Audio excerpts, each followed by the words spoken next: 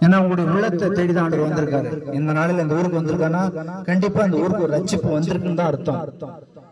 அவர் வந்தார்னா உங்களுடைய வாழ்க்கை மாறும், உங்களுடைய துன்பங்கள் மாறும், உங்களுடைய கஷ்டங்கள் மாறும், உங்களுடைய வேதனைகள் மாறும். அதான் ஆண்டவர் விரும்புறாரு. உங்கள்கிட்ட வந்து காசோ பணமோ கேட்க வரல ஆண்டவர், உங்களுடைய உள்ளத்தை தான் கேட்க வந்திருக்காரு. நீங்க உள்ளத்தை கொடுத்தீங்கன்னா நீங்க எதிர்பார்த்து நினைக்கிற அளவுக்கு ஆண்டவர் என்ன சொல்லுவாங்க, பெரிய நிலையை உயர்த்துவார். அதுக்காக சொல்றேன். திரும்ப பாத்தீங்கன்னா நான் ஜோம் பண்ணேன், ஆண்டு எனக்கு ஒரு வேலையை கொடுத்தாரு. அந்த வேலையில எனக்கு சம்பளம் பார்த்தீங்கன்னா 4000 தான் என் சம்பளம். நான் 2008 ஜாயின் பண்ணேன். அப்போ நான் திருவண்ணாமலை மாவட்டத்துக்கு வந்தேன். அங்க ஒரு கம்பெனிக்கு மாத்தி போட்டாங்க. என்னோட சம்பளம் 8000, அதுக்கு மேல அதிகமாகல. அப்போ கல்யாணம் ஆயிடுச்சு. அப்போ என் ஒய்ஃபை சென்னைக்கு வந்துட்டாங்க. நான் சென்னைக்கு வந்தேன். சென்னையில வந்து ஒரு இன்டர்வியூ கூப்பிட்டுருந்தாங்க. மொத்தம் 10 கேள்வி கேட்டாங்க. 10ல் 9 தப்பு, 10 அரைகுறை. வேலை கிடைக்குமா கிடைக்காதா?